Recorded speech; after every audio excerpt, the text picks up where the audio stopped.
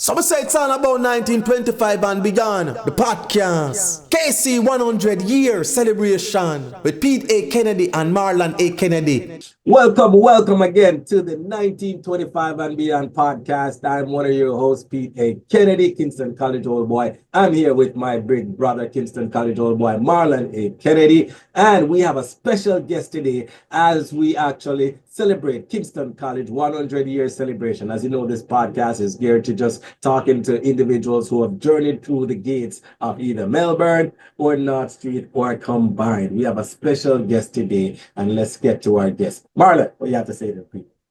Thank you, Pete. Thank you for the introduction. Welcome, everybody. Welcome to 1925 and Beyond, another episode. As excited as they all are, this one, again, should be a very good one. I went to KC from 1986 to 1993. Played cricket there and captain at all levels, under 14, under 16, and under 19. And then when I left, I spent a couple years at UTech and then joined the military where I served for 20 odd years. When I just joined the military, I must say that one of the persons I came across is our guest today, Lieutenant Colonel Oscar Darby.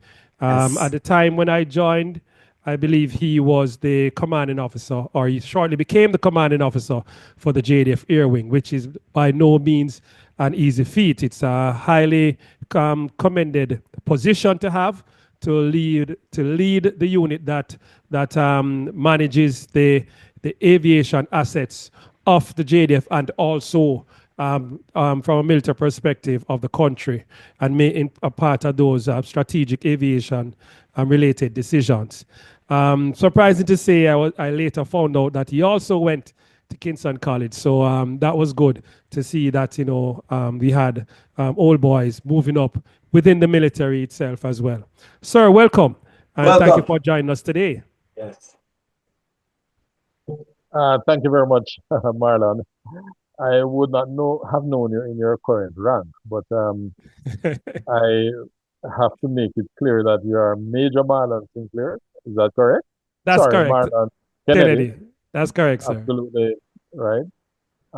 It's indeed a pleasure to be here and to have been selected among some 100 persons I think they are featuring for the centenary.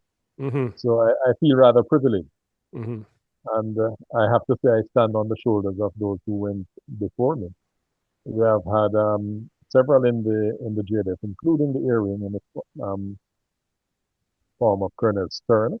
Mm-hmm. But before that, we had Colonel Lloyd, we had Colonel Ormsby. All three of these gentlemen have passed. Mm-hmm. But I know that with other KC old boys filtering in, we will maintain the long legacy of excellence. Yes. The KC old boys. Thank you very much, sir. Thank you for that. Because just prior to us starting this conversation, I mentioned to Pete that, as far as I'm concerned, you were the KC old boy that reached the rank first to reach the rank of Lieutenant Colonel. But now that you have educated me, I'm slowly coming out of my cave of ignorance to see that there were some that paved the path that were ahead of you, sir.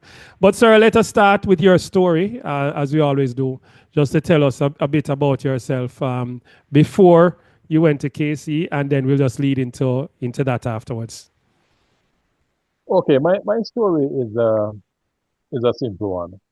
I was destined to go to KC from before I was born. Mm-hmm. Because my father, Oscar Darby the first, he was in high school at Melbourne Park when he came to KC to borrow a book from a friend of his who attended KC. Mm-hmm. And I believe that the person is the former Auditor General Adrian Strawn, Mm-hmm. if I'm not mistaken. I hope that he is in a position to hear this because I have not heard of him being otherwise. Mm-hmm. My father went to North Street and he saw a serene campus lovely lawns, etc.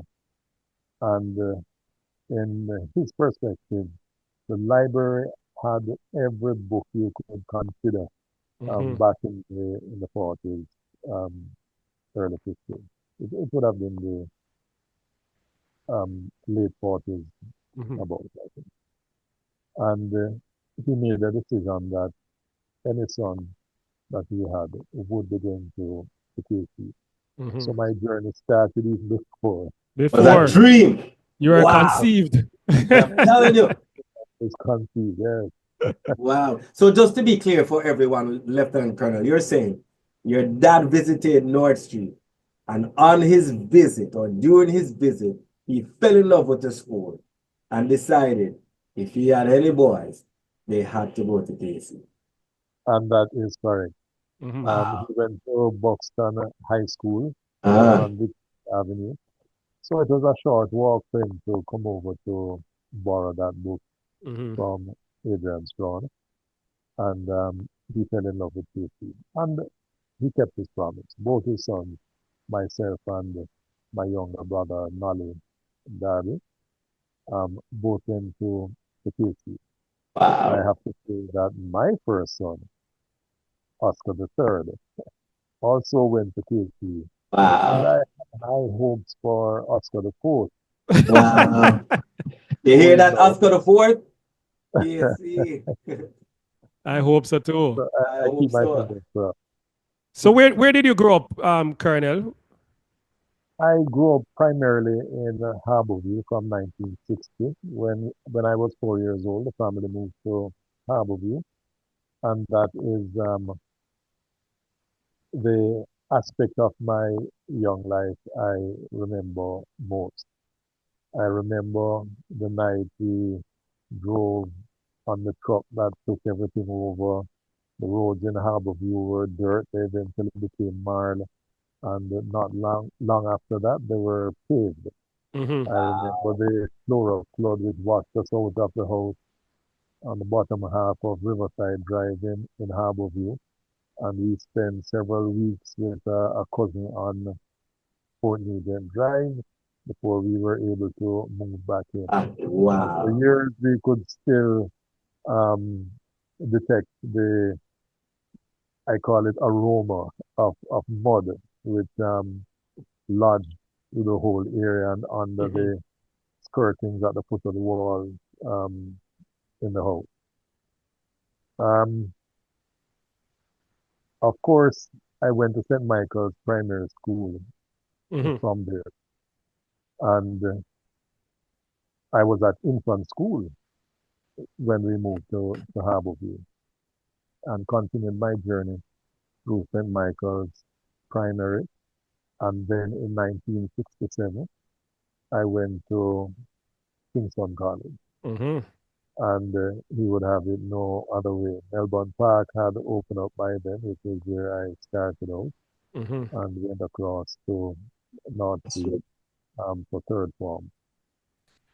So whilst you were there, just to confirm, Bishop Gibson was the principal. Who was the principal when you went there? No, Douglas Forrest was Douglas the principal. Forrest. And Bishop Gibson was regularly on staff, teaching the upper grade. So Mr. Bruce, Carlton Bruce, was at North Street, and Douglas Forrest was the principal.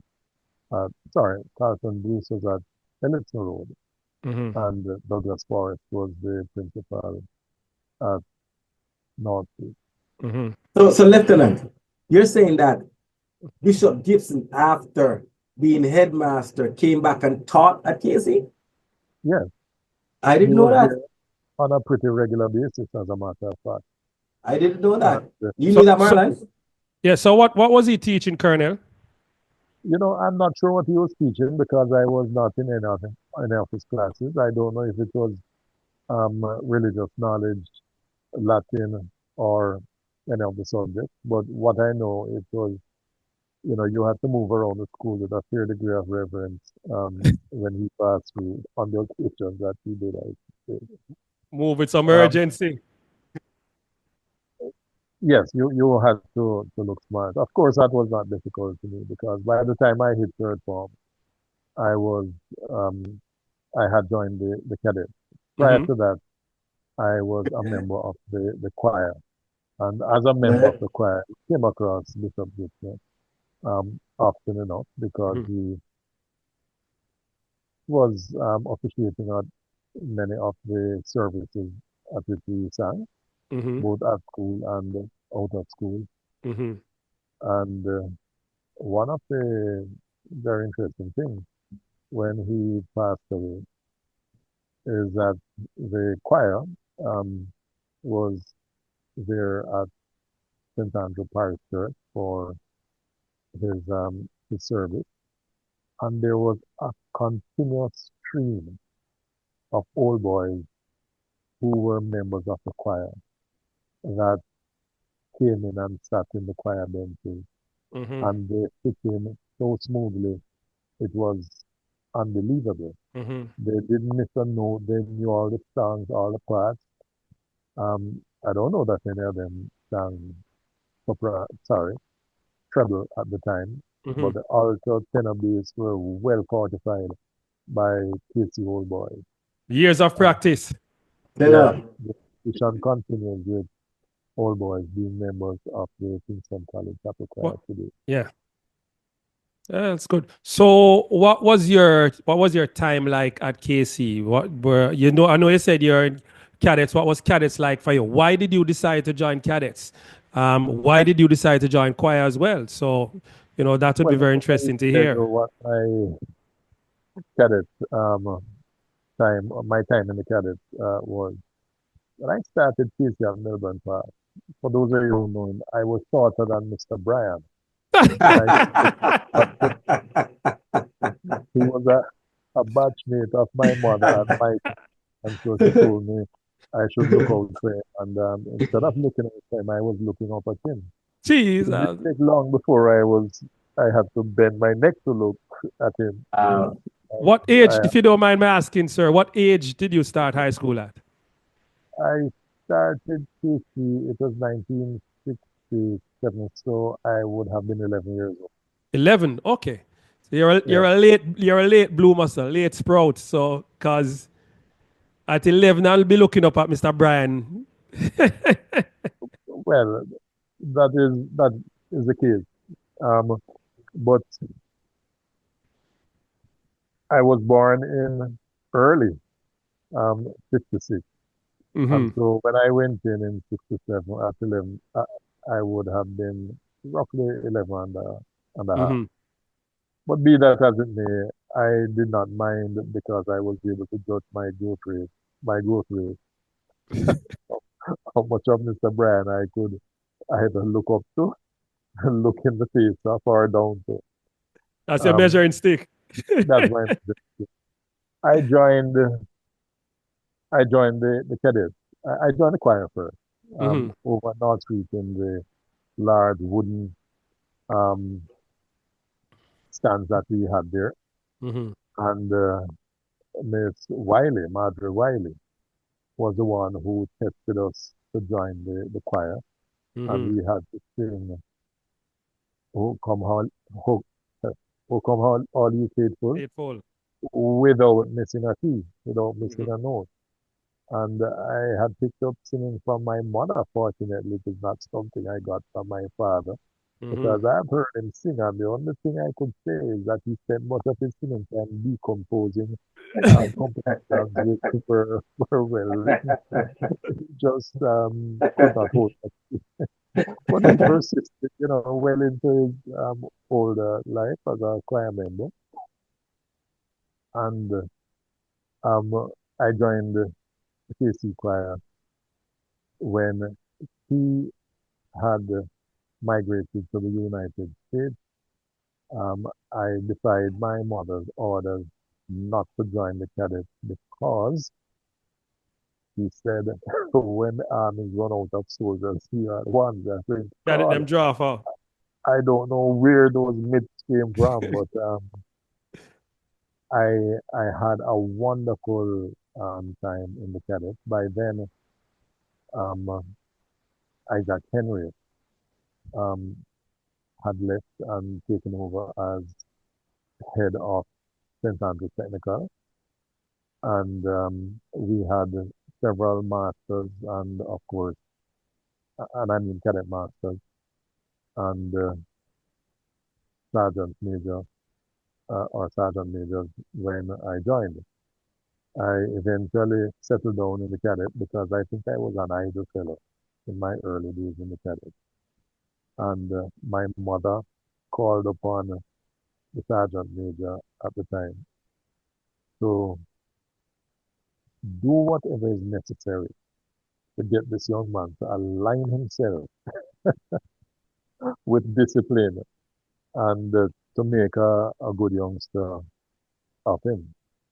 Of course, himself and one other sergeant, that's Claude Oakley, a man I have admired greatly from that time until now, and one other joined forces to let me know that I should straighten out my behavior and pay attention to everything, which I was quite encouraged to do. Mm-hmm. So as I progressed, I continued both in the choir and in the cadet. And when my voice was breaking, I took over fully in the cadet. But before my voice had completely broken, we had recorded the album In Memoriam, and I was one of 5 treble soloists on that album, Mm-hmm. doing different pieces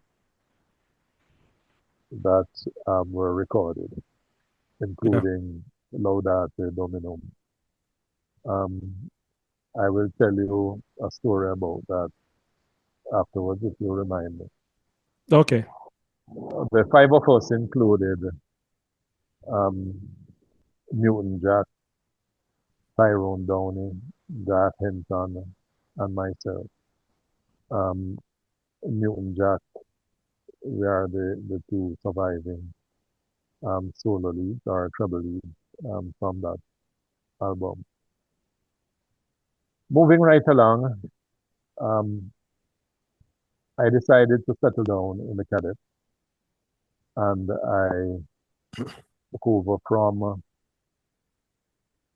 Gladstone Rhodes, who had decided to settle down in some serious study. I became the sergeant, drum major, then sergeant major of the unit. And as sergeant major, we were able to cop the um, Royal Vase Trophy for the best cadet unit in Jamaica. We repeated that only after 28 years.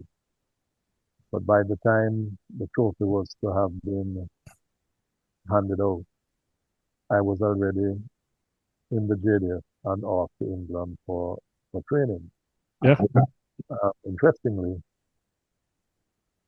while at KC, I was asked by um, my history teacher what was my intention for a career after I left KC. And I said I intend to become a pilot. Wow. And he wisely said to me that I will never become a pilot. Now, because I was always so positive and optimistic in my approach, I took that statement as motivation, not as As a, criticism. as a challenge. I took it as a challenge. Mm-hmm. The, how you react to certain things really depends on you, not so much on the person who That's correct. delivers That's correct. That's correct. who That's correct. receives the That's challenge. correct. That That's can correct. make lemonade out of lime, or it Wow. can get sour from having lime. So Wow. within 2 years of leaving KC, I was able to, not that I had any choice, but I earned a Medal of Honor for meritorious service for an incident that occurred with the then Prime Minister Michael Manley, and this was 2 nights before the 1976 general election. Oh. So I consider that one of my highlights in the Stones, yeah. there were actually many more. I think the biggest highlight is when um, between myself and the person who was commanding officer or acting commanding officer before my time, we had so many courses and qualifications in aviation behind us that you could find some units that between us we had more um, qualifications than they did in the military just by our aviation training and experience. Of the 27 years I spent in the army, the vast majority was in the Air Wing, and I served as commanding officer, separated by um, staff college, a stint as second in command of the support and services battalion it was then, and a stint in the headquarters as staff officer administration. Interestingly, my grandfather, Stephen Burgess. Well, left answer before you move on, because I'm the one that when it hits me, I like to repeat it to make sure people understand. So, what grade were you in KC when you were told that you'll never become a pilot? In 1972, I was in sixth form, and Wow. I joined in 74, and this decoration was earned in 76. As I said, 2 nights before the 76 election. Now, I really ought to have gone back to KC to thank my former teacher. But I was so involved in operations and courses that I did not do so. And I didn't want her to feel that I was insulted or in any way by the statement she made. I would have wanted to know how encouraged I was by that statement. And I think it was one of the main things that encouraged me when I went to KC. So moving along, I enjoyed all my years at KC, all the friends I made at KC. Um, some could be considered wayward, some were uplifting, but then It wouldn't be KC if we I didn't have few of those. my choice. What's that? It wouldn't be KC if we didn't have some of those, awkward ones. Well, I would even call them awkward. I would say it's an average society we had at KC. Yeah. And it is that averageness at KC that taught me a lot of things. You know, we hiked to Blue Mountain Peak, and we got to a point late in the night where we decided to sleep in the park because one could just not see much um, ahead of you between fog and darkness, and flashlight would just have caused night blindness. So we slept in the park, and when we woke up early the next morning and head off, we may have turned 2 corners as we were at the peak. So when we eventually left the peak, and we were all very fit young men. When we left the peak, we walked down, and we decided we would just walk back to Gordon Town. And then from Gordon Town, we decided to walk to Papine. Papine. We decided to walk all the way down to Ellison Road, where those of us going to Harborview would have caught a bus. Let me not say, yeah, Ellison Road it was. And then when we hit the point to take a bus to Harborview, we decided to walk to Rockport. So I think I'm among a very few who walked all the way from Blue Mountain Peak to Rockport to, bum a ride to Harborview. And it was exciting stuff. Yeah. That's a lot of walking. We were happy to get home without getting lost or anything like that. And That's we were just young then. Yeah. So I went on to the army. I joined the army, and in October, the last Tuesday in October, when we passed all the fitness and we signed up and we were put on a truck to go to Newcastle. And as the truck left the square at Support and Services Battalion, the sergeant who was responsible for sending us on course. In those days, there were short pants and puttees. Marlon, you would know what that means. Mm-hmm. And he ran out of the headquarters and flagged down the truck as it was about to leave the square. And came to the back of the truck and ordered officer, well, no, we weren't officer cadet, potential officer, Darby and Sam to disembark. And we came off of the truck and we thought that something may have gone wrong. But because I was a sergeant major at KC and would have known drill, dress, most of the craft, and I believe Lassell Sams was a sergeant at Excelsior Cadet, we were taken off of the truck, and by the Saturday we were boarding a flight to after school in England. Oh, so they saw that well, basically based on that availability of that overseas course and the standard that both of you were at coming out of cadets, it would have made sense to send persons would have probably acclimatization would be easier for both of you rather than a fresh green person that has never been exposed to any form of military training. Quite so. Excellent. So we went off to Royal Air Force Henlow, where we did our officer cadet, where we attended officer cadet training school, and we were commissioned at the end of February 1975. So your overseas course was a year?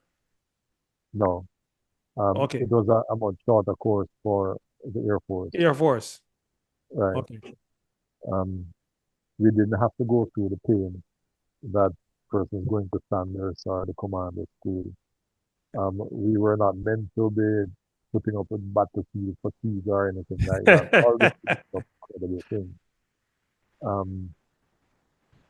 And I have to say, Captain Sam, he left and went to Jamaica and rose to the rank of pilot in command captain at Jamaica. We are the only two officers who had our commission scroll signed on the 29th of February 1975. As you would readily detect, Marlon, that was a leap. That was not a leap year. Yes. Yep. I was going to say the 29th. I was waiting for you to finish. So moving forward, we came back, green behind the ears. We did what we call pre-ab initio flying training at Wings Jamaica Limited, and we went off with maybe the third or fourth cohort that went to flying school in Canada, CFB, a Canadian Forces base. Portage? Is us Portage? Portage, Prairie, yeah. And we did helicopter fixing, then helicopters, and we came back to Jamaica in May of 1976. Okay. And prior to going away, we had spent time in 1JR, 1st Battalion Jamaica Regiment. And so we earned our stripes on the streets of On the Jamaica, streets. Mm-hmm. doing all the things that infanteers do on the street. And of course, we conducted training for platoon and what have you. Mm-hmm. Now, let me say that my army life started, or my life in the JDF really got going at that time.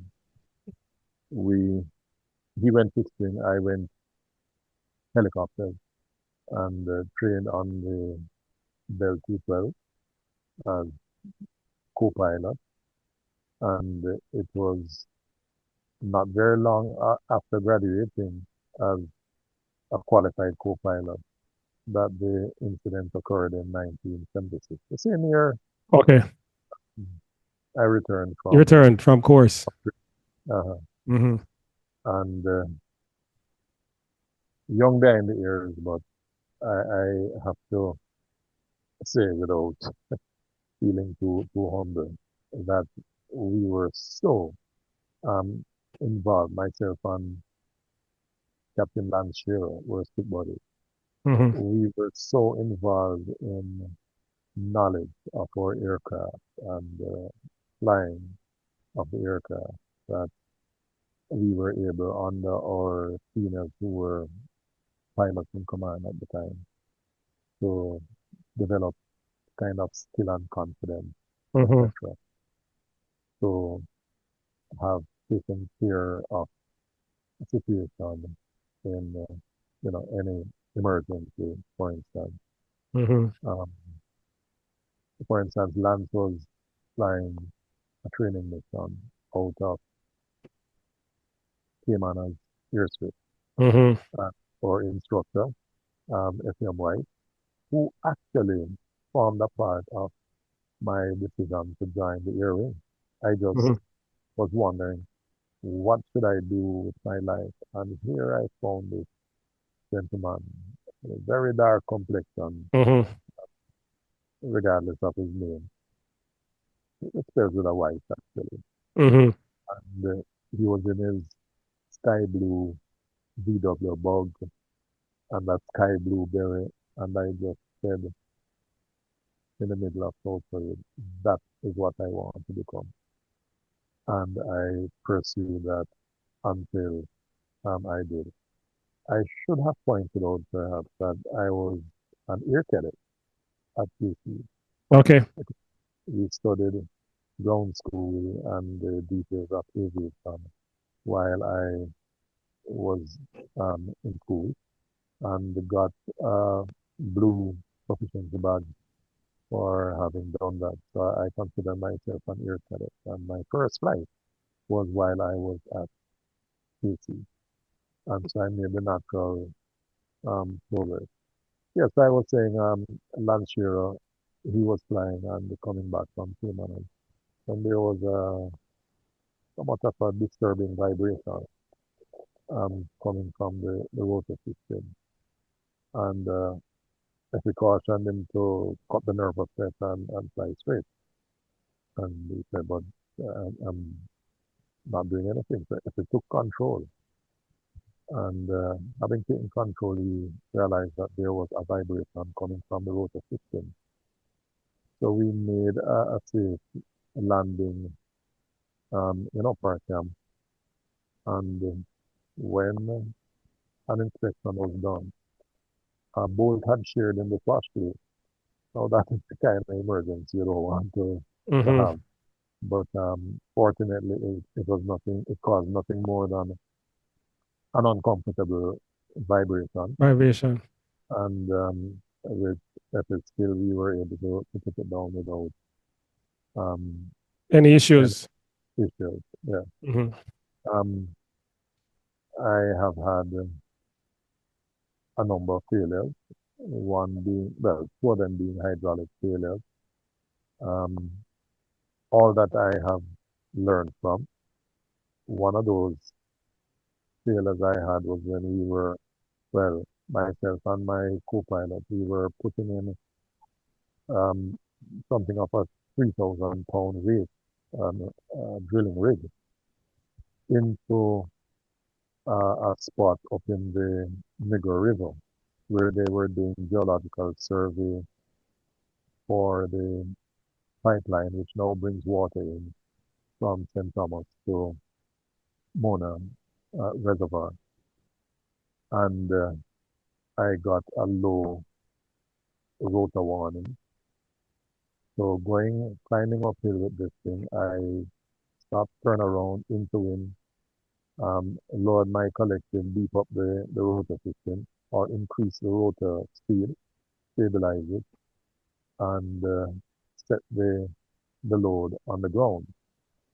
Once I set the load on the ground and the aircraft was stable, I said, okay, let me, um, I set it down in the river, sorry, because the river was right below. So I turned around, it was settled, so I lifted it and put it on the bank. As I put it on the bank, I heard, and I believe, Marlon, you can explain the horrid sound of a hydraulic failure. Mhm. And all the hydraulic in my number two system, I believe it was, had gushed from the bottom of the helicopter, as confirmed by my crewman. So I caught the, well, not, I released the cable, released the load, and head for the landing site.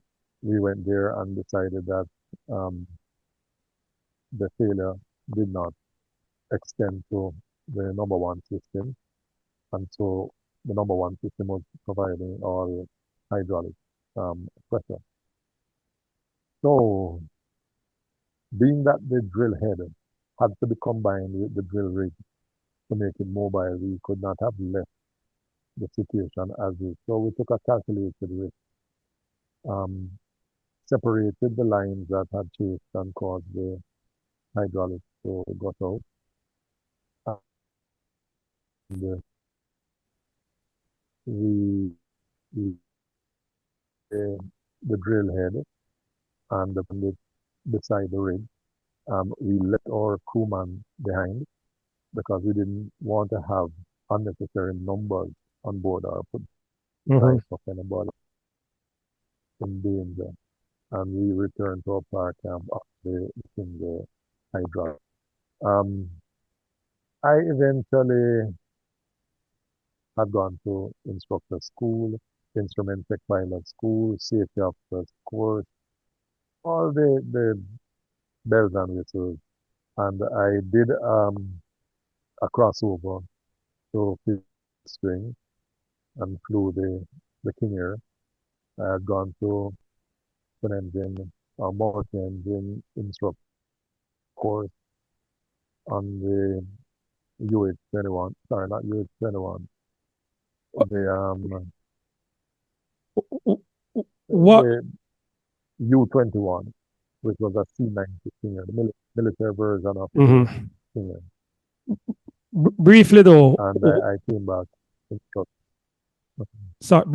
what was it like commanding the air wing, and then after that, just as well, just tell us what you did after you left um, JDF. Okay, commanding the Air Wing was a very fortunate situation for me. It was serious management experience. And I discovered that management was as exciting or even more exciting Mhm. than flying, believe it or not. Yeah. And so I stayed in the JDF and enjoyed that aspect of my career. Between the first and the second, I had gone off to staff school. When I came back, I even enjoyed the administration and the logistics I picked up at Support and Services Battalion and in Mhm. the headquarters as staff of the administration to Admiral Brady. And we made some really sound decisions. I was exposed to them, and then I went back to the Air Wing did my second round as commanding officer, leading men and women, leading troops and civilian staff as well, Mm-hmm. was an opportunity that really molded me as a manager. So a request was made by the Minister of Transport to the Minister of National Security and Justice, which was at the time, for me to join the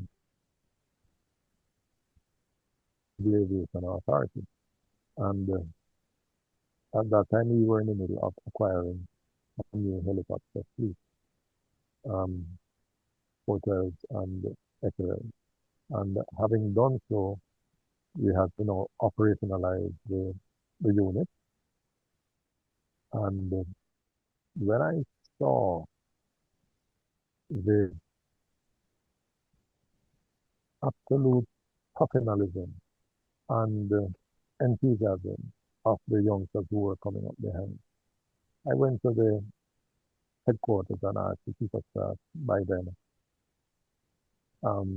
General Simon, to allow me to join the CAA.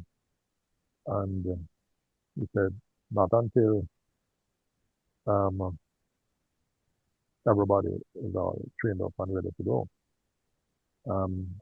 There was a fire up in Conference Spring, and our assistance was asked. And initially, it was denied, and I took all my documents and everything up to the headquarters and demonstrated to General Simmons that we were in fact ready. We had all the equipment, it was new. So the training was done. The youngsters had been trained on it. I had 3 captains on the aircraft at the time, and they were ready to go. And they had done training in the water bucket firefighting. And the fire which was raging for some 4 days, and it was about to threaten the home of someone up in that area. The whole logistics to set up that operation was moved. I was confident that we would have got to go ahead, so I repositioned, or I positioned the fuel truck and the fire and extinguishers, etc., at a school in Upper St. Andrew from which we got permission to draw the water. And they drew the first lift, dropped it, determined their accuracy, and by the second lift we were dropping water on the fire. So it took us 2 hours to put out a fire that was raging for 4 days and was becoming quite an untenable situation for the residents. So the systems that we had bought with these new aircraft worked fabulously, and I see every now and then we are still putting out fires with the new that we have today. Nice. Nice. And having done that, I went up to the headquarters again and said to General Simon, I think I could go. He said, give me until June, when who's now Major General Anderson returned from staff college in the States. And I said to him, General, between now and time he comes back, I believe you have 6 months to assess Major Roper in the role of acting CEO. And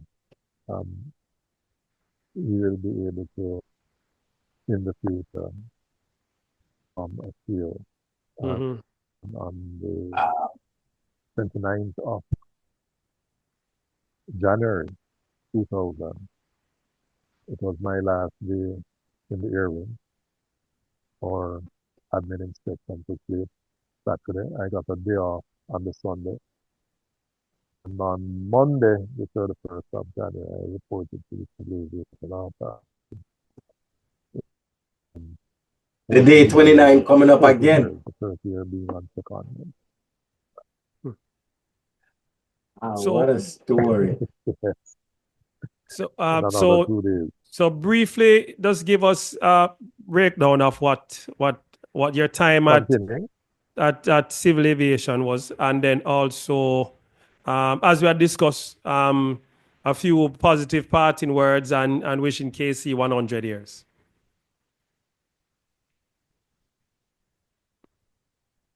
okay, my time at the Civil Aviation Authority um, was very well spent, if I may Mm-hmm. say so myself.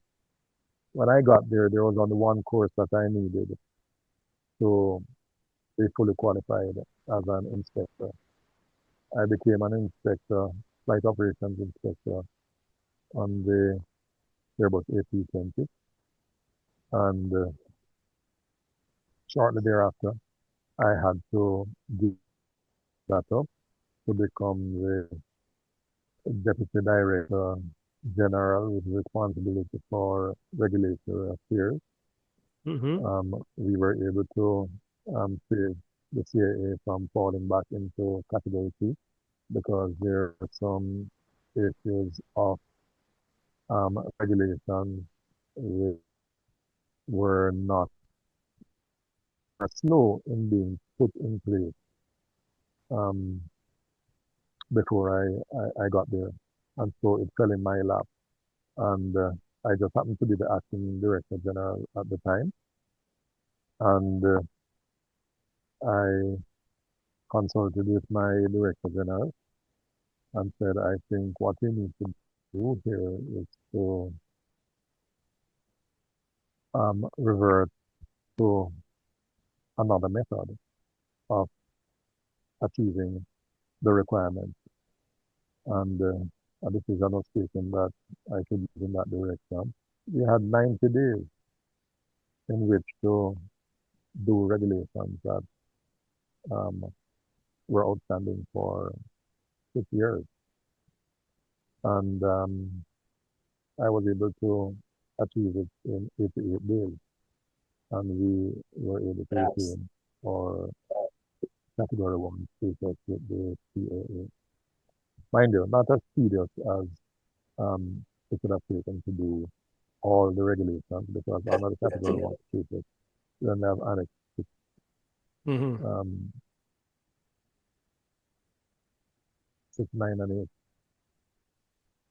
8. Anyway, moving right along, um, I completed my tenure, which included perhaps what I would consider the um, matter for which I am most proud, is that we set up, I was part of a team down in South America, and the team, the secretariat was, no, not South America, Mexico.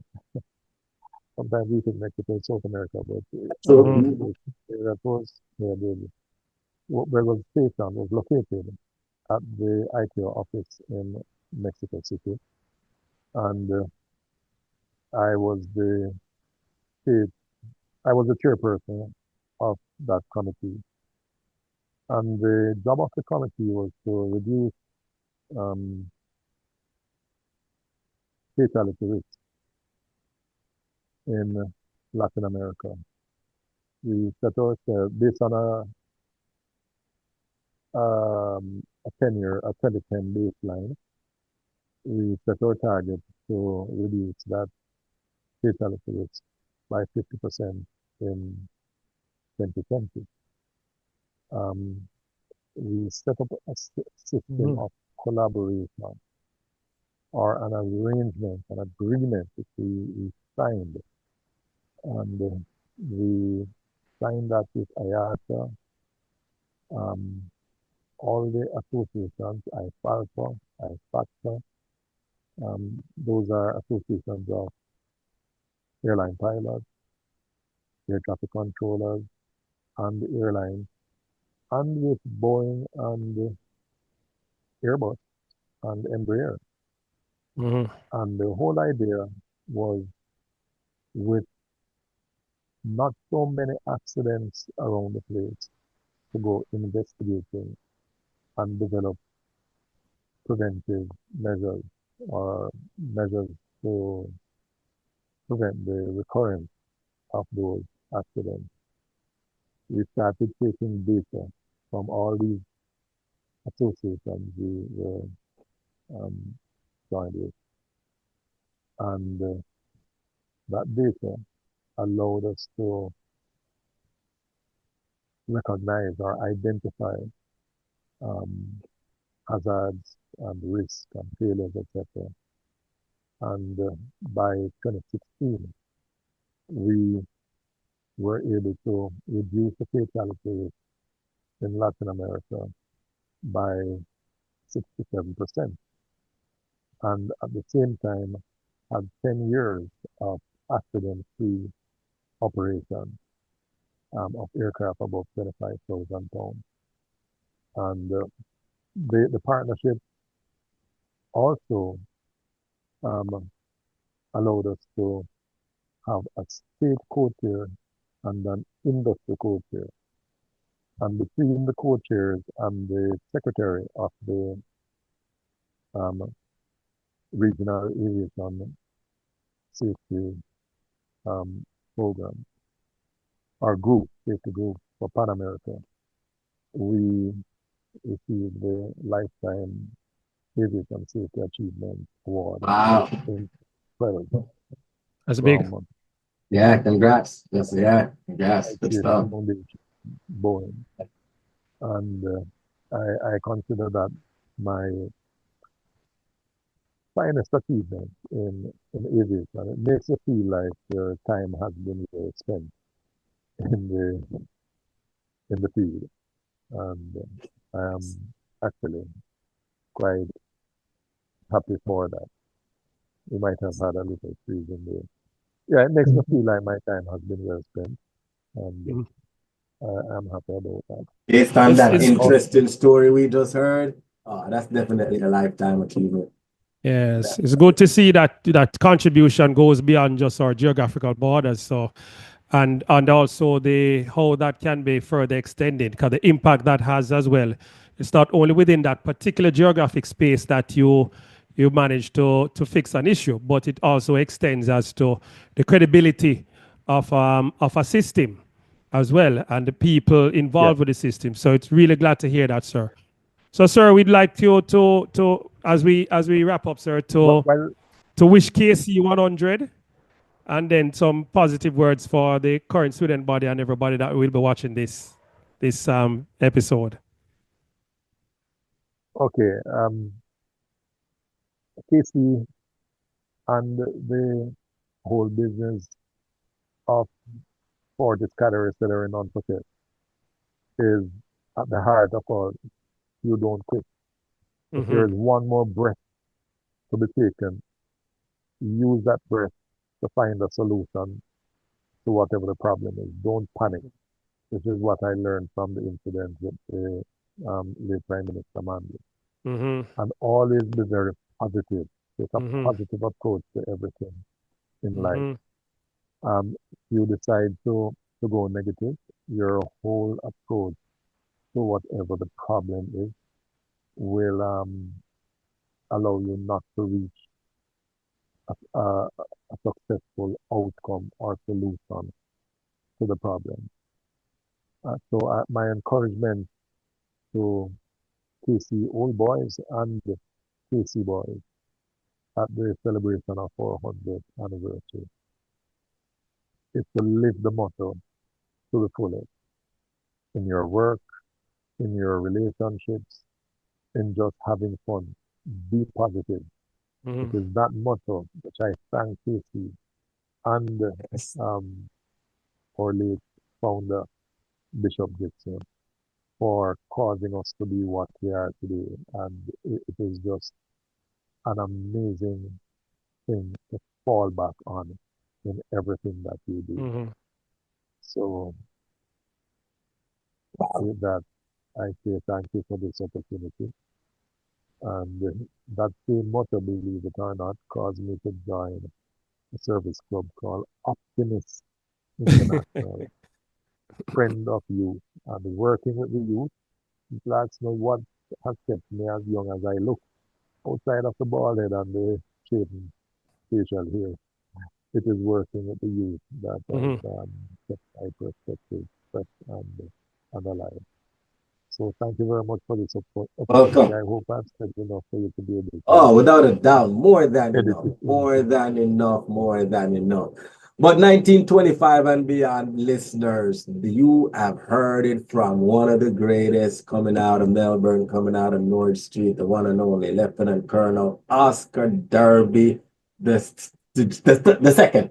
Because I hear there's a first, there's a second, a third, and now we have a fourth. Hopefully their fourth is on its way. We're on its way. That also will be following the footsteps. The man who was told he'll never become a pilot became the one who led the Jamaica Defence Force as a leader in aviation. The man who was told he'll never become a pilot ended up in England. The man who was told all the things that he would never become to be is telling us that Kingston College, outside of that, was one of the staple things in his life that made him man he is today.